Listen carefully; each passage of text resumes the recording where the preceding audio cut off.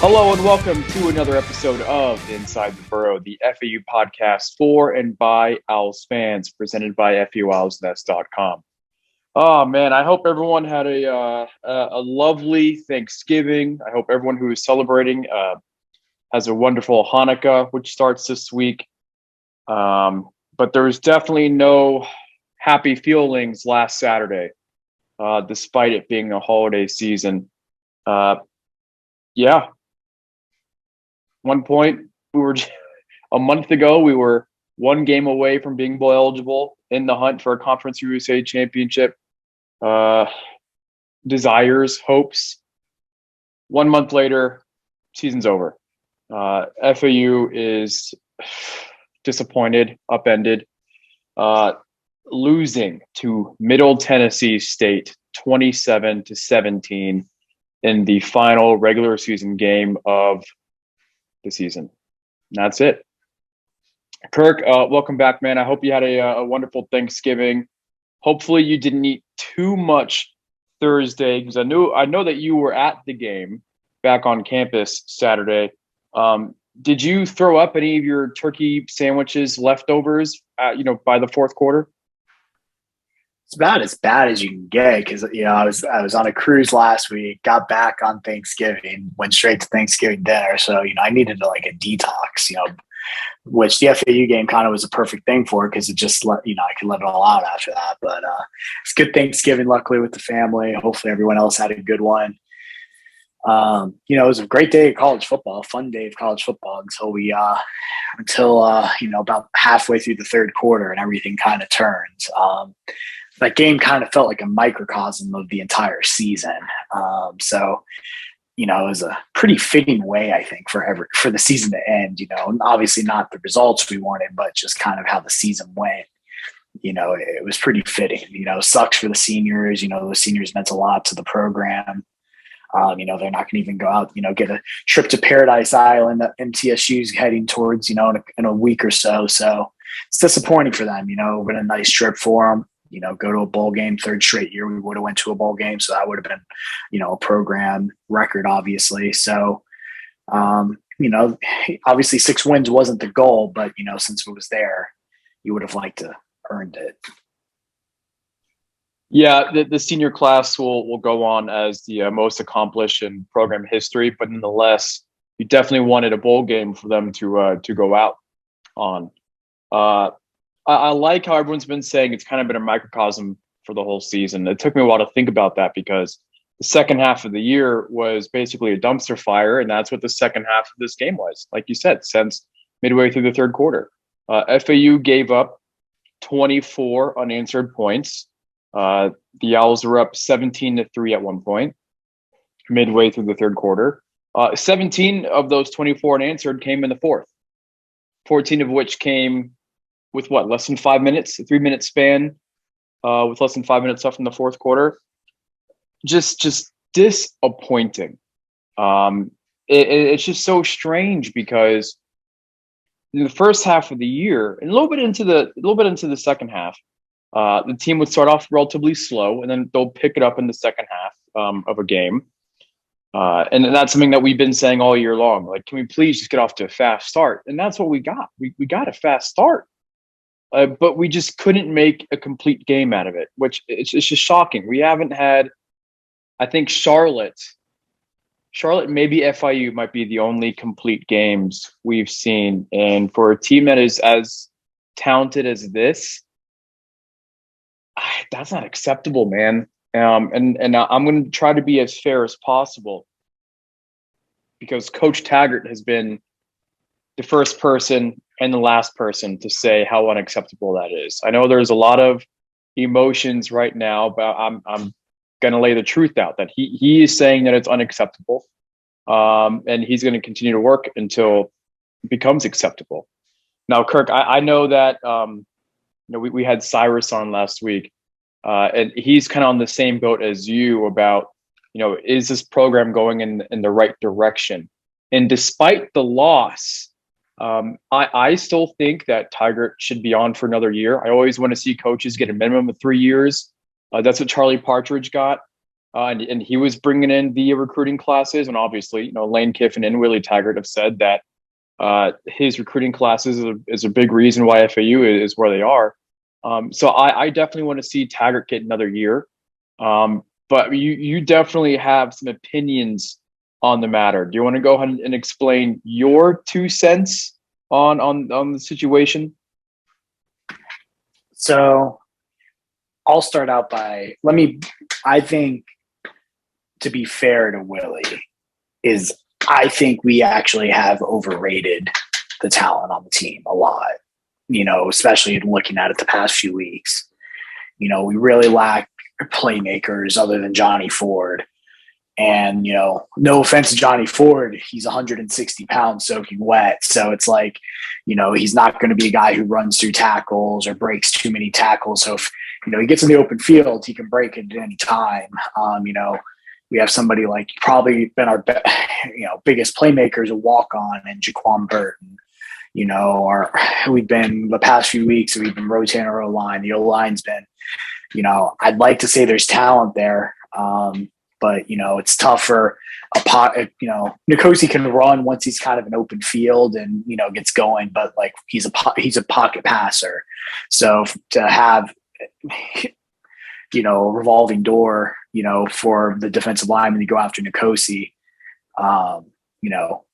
it's tough to run an offense like that. So, to be fair to him, there seems to be some issues that he inherited that, we didn't probably account for when he took over for Lane. Just my biggest issue is kind of, I kind of gave him a pass last year when we kind of went on the losing streak and during the COVID year. I thought it was a valid effort, the whole year we got off to a good start, had a rocky ending. But this year, there's really no excuse. I think the biggest concerning is just how the team regressed all year. You didn't see any really unit get better. For the most part, you saw guys get worse. You've seen a lot of guys regress throughout their careers here. Like, what's happened to Malcolm Davidson? What's happened to Larry McCammon? Willie Wright never seemed to get better. Some of the guys we brought in, DJ Chase, had made an impact, but, nothing like we hoped for when we signed them. The O-line in general, a lot of the O-linemen we brought in, there's just no regression or progression on their end. We thought we made a good move in bringing in the O-line coach this past year from Michigan, but, nothing, just the lack of progression of any unit, not being able to really do anything well. We averaged we didn't score 20 points the last few games. So, like, you're not winning in modern day college football scoring less than 20 points. Last year, I think we averaged about 17. I think this year the average was about 24, but I feel like that's kind of weighted towards earlier in the season. So, Willie has shown when he was at Western and when he was at USF that he made the jump in the third year. So that is where you'd point to Willie deserves the third year. But what happens if Quentin Nelson doesn't develop at USF? Is Willie ever make it to Oregon? Does Willie ever make it out of USF without being the fired head coach? So, Quentin Flowers, naming the Colts O-lineman, had the Colts buck still in my head from yesterday. Quentin Flowers kind of changed the trajectory of Willie Taggart's career. So, I think he's going to get the third year. Mike, I know a lot of people are pointing to if he does get the third year, we got to make a lot of changes on the staff. But, like, it's tough to hire coaches when, you're going into this third year now where if Willie gets the third year, he's not going to have job security going past this year. So it's tough to really replace coaches with good quality assistants when they know they could be out of a job in 8 months, if things don't go right. So, that's kind of my concern is with that. The reason I would make the move now if I was FAU is it gives at least the last year of conference, the supposed last year of Conference USA. It kind of gives the new coach a transition year to get ready for the American. Because the last thing I'd want to see happen is Willie comes back next year. From what I've seen under Willie, I have no hope that we can go to Ohio to win that game. We come back against an FCS opponent, should win that game. Then we probably get blown out by UCF again. Then we go to Purdue and probably get blown out there. 1-3, we'd be then in like 1-8 or 1-9 in our past like 10 games. And you lose the students, you lose the local support, and then you obviously lose a lot of local alumni. It's pretty doom and gloom I just did, but that's my concern. And then what are we looking at when we go to the American in 2023? That's totally fair. I'm concerned about the financial situation at FAU. Now, granted, it's not Middle Tennessee bad, but granted, Middle Tennessee did just beat us, so I'm not really keen to jump on them right now. But you got to think, we're going to have to pay a Conference USA exit fee.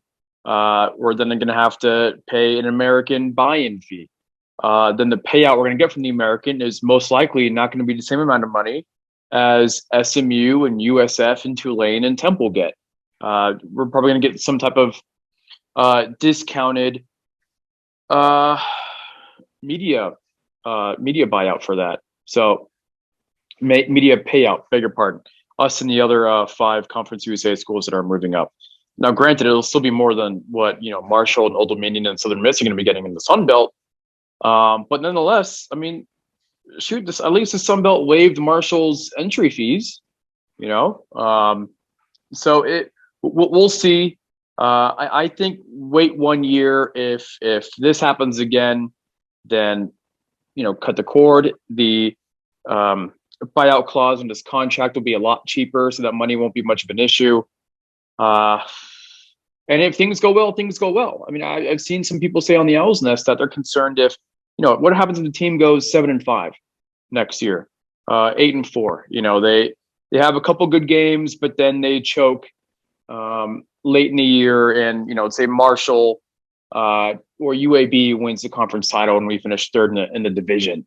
I can understand that. I can understand that being a fear, because that's not really enough to want to cut the cord. But at the same time, that is not the standard that we have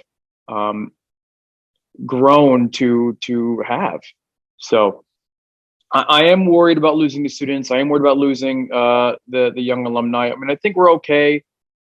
Kirk, dude, if we were able to survive like 1-11 the first year at the stadium, then I think we're diehards, man. I think we're on it, but obviously we're a select few, that's for sure. One other thing that I think is interesting right now is that you see the coaching carousel really picked up steam. Brian Kelly was just announced. Pete Thamel broke it first that it's official that Brian Kelly from Notre Dame is going to be going to LSU. I don't know how you go from coach Ed Oderon to Brian Kelly in Baton Rouge, Louisiana. Doesn't make any sense to me, but I will digress. With a lot of these A-list jobs being thrown out, Billy Napier picking up UF from Louisiana Lafayette. Oklahoma just lost their coach to USC. I mean, it's absolutely insane. And you're going to see a lot of movement with the assistants. You already have seen a lot of movement throughout the conferences of the FBS ranks when it comes to assistant coaches. Now, granted, FAU did already let go of a position coach a couple weeks ago, promoted Hines Ward to the wide receiver coach. Will we see more changes? I don't know. I would assume so. Talking to athletics, there is going to be a review period with the position coaches and with the coordinators, so on and so forth. So we'll see what comes from that. But listen, we went 7-5 last year, and we had to get almost an entire new position coach, assistant coach staff. Clint Trickett ended up being the OC at Marshall, and as he tweeted after they beat us, he was winning in paradise. So we'll see what happens. I still have faith. And I don't think, Kirk, that it's the Tampa in me saying that. It's, the me being a Willie Taggart fan and me saying that. I definitely think that we will be able to turn things around.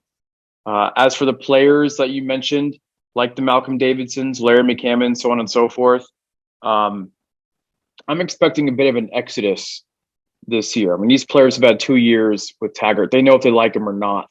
And the players that like him, like him. I mean, we saw Evan Anderson Saturday night being very emotional and very supportive of his coach. And it reminded me a lot of what happened with Glenn Spencer during the Boca Bowl win over SMU. When Glenn Spencer became the interim head coach after Lane bolted for Ole Miss, a lot of the players rallied around Glenn and said that they want him to be the full-time head coach. Granted, we obviously went a different direction. Glenn went over to USF. He was actually let go, I think a week and a half ago as defensive coordinator there. So that's a shame to see. But I just like to see the players unified in a way. Obviously, us fans, we're not happy right now, but that is nothing compared to the disappointment that these student athletes are feeling. No one is more disappointed in them, especially these seniors. You see that with what TJ Chase, Khaled Bryce, the dude apologized an hour after losing the game. He broke his arm a month ago. Are you kidding me? You're apologizing to us? We should be apologizing to you for not supporting you and the other student athletes in the way that you guys deserve. So at the very least, the players seem unified in that. And I'm proud of that. I'll take solace.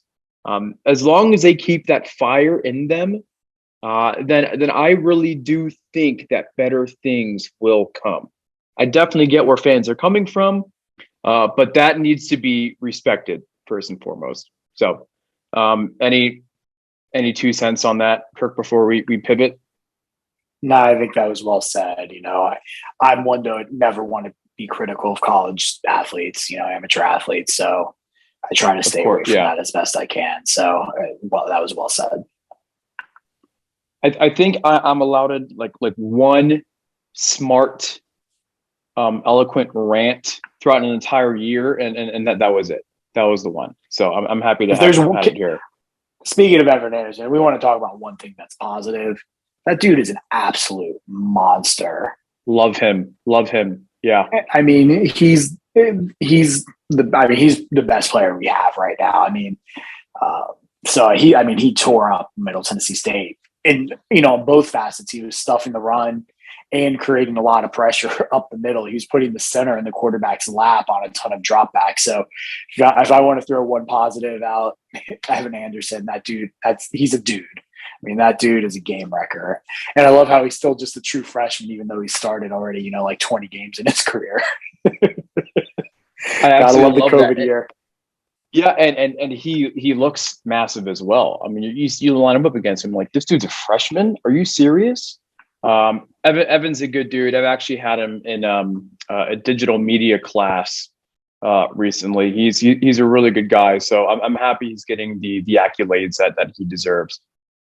Nonetheless, Kirk, I want to pose this question to you. If there's one thing that you can point to this year and say, this is where things went wrong, you kind of hinted at it earlier. But can you go ahead and talk about that one thing?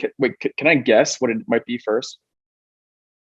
Is it going to be like, oh shoot, I took a mental note. You see what I'm saying, guys? I'm only allowed to have one good thing. And it's completely gone. Was talking about how the team kind of regressed and that kind of falls on coaching, game plan, things like that? Or am I just going to completely delete this out of the podcast? I would definitely say regression is a huge part of it. Kind of like last year where the team just fell, the level of play just fell, especially offensively. We look like a team that could be explosive early on in the season to the current offense we saw. That couldn't even put up 20 points, against pretty mediocre competition, minus, Western Kentucky, who, off note, I think they're probably going to upset UTSA this week because just how the way they're playing right now. Is that an upset right now? Is it? I don't know if it is. Happened I don't Texas? know if it is. Yeah, it's not. I don't know if it is. Real quick, UTSA did open as the favorites, but just yesterday, Western Kentucky moved as the 1-point favorite, and the game is in San Antonio, mind you. So we'll see. A lot of money got put on Western Kentucky right away, so that shows right there. And to kind of just tie in the regression, if there was one failure, is just what we were on the O-line. I feel like that's where the team really, because you're only as good on offense as what you can do. If you have a we we were trying to be a team that could run the ball. We couldn't consistently open up holes for anybody. We didn't give Nkosi time to throw the ball. So I mean, and you would have hoped the O-line would have gotten better throughout the year, but it seemed to actually get worse. So just kind of tie that in. So I would say regression is like the number one thing that we're wrong, but really to tie that into, the offensive line play, unfortunately, just what isn't where you would have hoped it to be, especially as the year went on. And that doesn't mean that the O-line isn't filled with ballers, because we know that they have their good days in the past. Desmond Noel comes to mind. I mean, the dude was a dominant force over the past 2 years, especially that 2019 CUSA championship team. So I just don't know. I would point to the O-line as well, unfortunately. I mean, geez Louise. I mean, you saw Perry in a shotgun, and I mean, literally within a second, he's had to run around on a 3 or 4 man rush, and that's just, you can't get anything done with that. And I think the problem is too, is like it got to the point where Nkosi was expecting the pressure. So even if the O-line was giving him some time on a throw, I think he was already anticipating the pressure, and it made him rush throws. He didn't go through any reads. So I think it's just like it just built off even on the offensive line's better day on a better play. Nkosi was, gun shy at that point. And I couldn't blame him, because there was just so many times where somebody was running free at him right off the bat, where they beat the offensive lineman cleanly at the line of scrimmage. So you can't do much when that's happening. And I would notice that as well, that Taggart would look a bit skittish. He would look, I don't want to say petrified, but I mean, he would see one opposing jersey, even if there are 2 linemen covering him, and he would immediately start to get happy feet. And Coach Taggart just said that he says it all the time. It comes down to execution. But granted, I can't blame Perry when he's getting blown up time and time and time again. As soon as I see that jersey, I'd be running too. Shoot, I would have been dead at that point if I was a quarterback. You know what I mean? But obviously, Perry is a much better athlete than I am. For me, I would say it'd be the lack of the big play, and that does kind of fall on the O-line. I was pretty happy to see that the playbook did open up against Middle Tennessee. I did really enjoy seeing some of the trick plays. It did remind me a lot of the Lane Kiffin era, because FAU has the speed to pull those things off easily. But again, just lack of time prevented a lot of those trick plays from being successful. And granted, that one touchdown was magnifique. It was beautiful. But maybe if we can continue that trend, if we can continue to put defenses on their toes, make them have to follow the receivers if they're going downfield, even if it does seem like that we're running the ball, that could really help out when it comes to forward, getting to that next level, getting to the secondary, because we didn't really see him have any big, massive gains like we all hoped. So maybe that's something that the coaching staff, while they're going through their yearly review, that's something that they can look at. Coach Taggart, you don't have to pay me for that. I just gave it to you for free, man. That's all on me. Happy to take that tip if you're willing to take it. But hey, this is why I'm not a coach. So what the hell do I know, right? So we kind of talked about the whole coaching thing into the ground, talked about the program into the ground. In this year, you talked a little bit about next year. Again, I'm expecting some players to leave. I don't have any names right now, guys, but I feel like you can kind of get an idea based upon who hasn't been playing this year compared to last year or the prior. So, Kirk, for next year, knowing what we know now, which is so little, do you think we can win the conference next year? Or how about this? Do you think we can win the division next year? Yes or no? As the roster currently stands, no. But what you said, I expect a lot of roster turnover. I expect, obviously we'll have the freshman class come in. We have some gray shirts coming in from last year's class that hopefully can contribute right away. I think, we need to find some playmakers. Other than, Johnny Ford needs some help. We need some other guys to make some plays, especially on the outside. We're losing TJ Chase, we're losing John Mitchell. We're losing some guys who could make some plays for us already.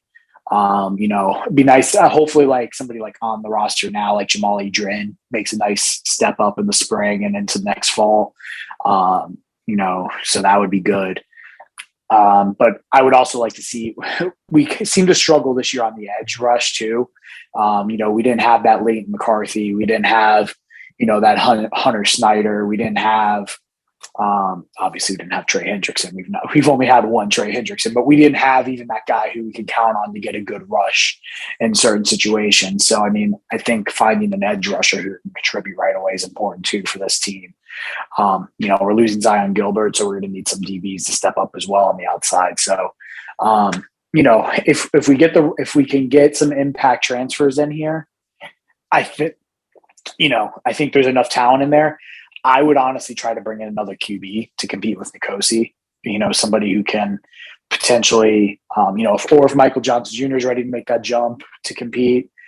I think, unless we're really able to revamp that O-line, I think we need someone who can move around a little bit more.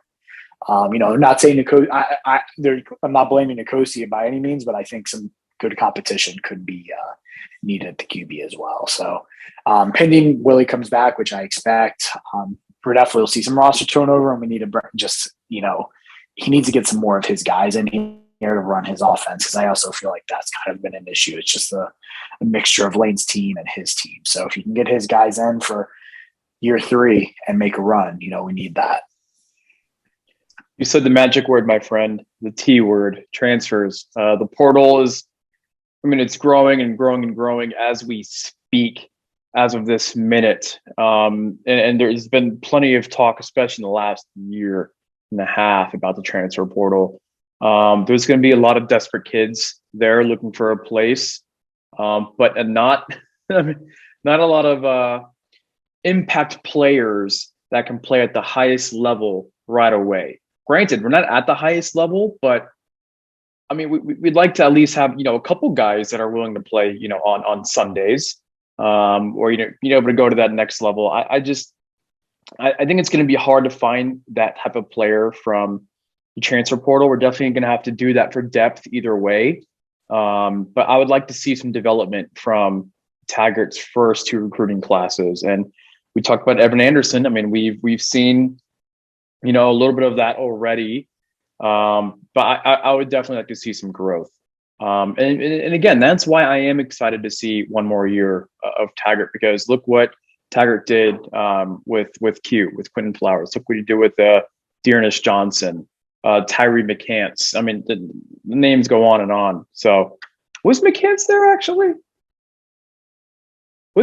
Valdez Scantling was. Yeah, he was exactly. Yeah, Tyree McCants I think might have been just slightly after. Coach, if you're listening, I apologize. I'm getting Taggart's era a little bit mixed up with Charlie Strong's first. He probably recruited McCants regardless. He probably recruited him for Strong. Good point. Yeah, exactly. So, so it'll be interesting to see what happens. Nonetheless, man, this is it, guys. This sucks. Anything you're excited to look for in the bowl season? I think we're talking a little bit about the Conference USA Championship. Who do you got, Kirk? I wouldn't pick against Western Kentucky right now. Maybe UTSA laid a little bit of an egg, looking ahead or not looking at the current game. But Western Kentucky is about as hot as you can be. So I would not bet against Bailey Zappi and Western right now. I think I wouldn't be shocked if they win by, going away. I always kind of had my doubts about UTSA throughout the year. They started, kind of running up on teams, but, they never felt like a truly dominant, undefeated Conference USA team. Not thinking about, some of the, going back to Rakeem Cato, where at Marshall, where they felt really dominant. They never even felt dominant like our Conference USA championship teams. I never felt that they were a dominant team. So The way Western's coming, yeah, I think Western probably ends up winning by probably 10 plus points. That's a great point because this Western team reminds me a lot of the 2017 and 2019 FAU teams. Starting off in the season relatively slow, and they just continue to improve and improve and improve and improve, especially offensively, to the point where they're putting up points for fun, for giggles. And that's what I see in Western. Their defense has improved vastly over the year as well. Kind of nice to talk about improvements over the season, right? UTSA, I mean, listen, I actually think they started off the season really well. They went up to Champaign, Illinois, had a great win up there. And that's when we were looking at Illinois thinking, oh, Illinois could be the real deal. Hindsight's 2020. But still, I mean, they had a great comeback against Memphis at the Liberty Bowl.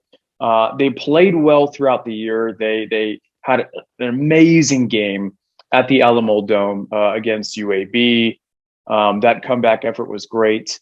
Something to note that Frank Harris, UTSA's quarterback, did look a bit banged up against North Texas. And granted, North Texas has improved throughout the season. I think since they had that game against Liberty earlier in the year, I was thinking, well, North Texas, they got some studs. They got some guys. Seth Luttrell might survive to see another year. Who would have thought? So we'll see. But I agree. Right now, I think you have to go with Western. Nothing against our friends in San Antonio. You guys know that I love y'all. We all love y'all. We got to look out for the Alliance trademark. But Western looks good, man. So we will see. It's definitely an interesting week. Conference championships are coming up. Army, Navy, coaching carousels are raging on. Transfer portals are really about to heat up. And there's early signing day.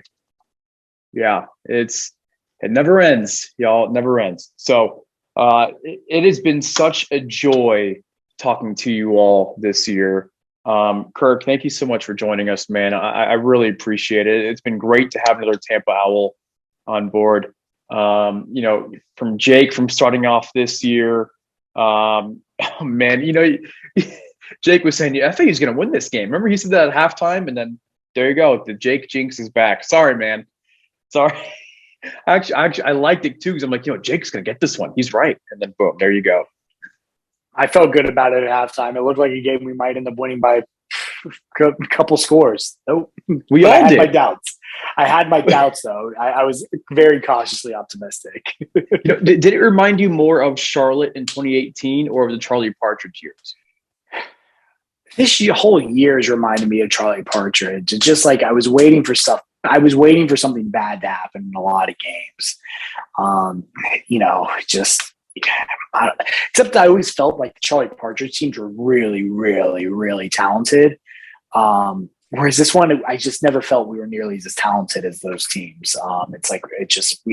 And looking back, how many NFL players were on it is just like, I mean, maybe it's too early to tell. It's just I don't see too many NFL players right now as the roster as it stands, like without seeing future development. So I don't know. It's frustrating here. It's the only way to put it. Yeah, no doubt. So sorry, Jake, to mention Jake Jinx. Because again, we were all feeling that way, but it is what it is. It's been great having Shane on a few times. Cyrus, who knows so much about Conference USA and mid-major football. It's been great. So, but most of all, it's been so much fun interacting with all of you at home, tuning in every week on YouTube, on the Owl's Nest, Apple Podcasts, wherever. We are so grateful for you all because none of this is possible without you and your interaction. So at the end of the day, I just want to thank you all so much for this journey. We'll see what happens in the future. Kirk, we'll see what happens in the future with FAU football. Again, signing day is coming up, so we'll probably have to get together sometime soon. But until then, FAU is a basketball school, right? A couple close losses. That loss to James Madison on Sunday was a bit of a bummer. But JMU, as we saw last year, I mean, they're a good program, traditionally a good program. You see New Mexico is playing really well. So that loss in Albuquerque to start the year doesn't look too bad. So who knows? I have confidence. Conference USA looks tough this year. UAB is a top 50 Ken Pom team right now. North Texas is lighting up the scoreboard. So it will be a fun year for Conference USA basketball, nonetheless. So, guys, thanks again for listening, for hearing me ramble all this time. It's much appreciated. Cannot wait to see you all again sometime soon. All right. Have a happy holidays, everyone. Thank you, and go Owls.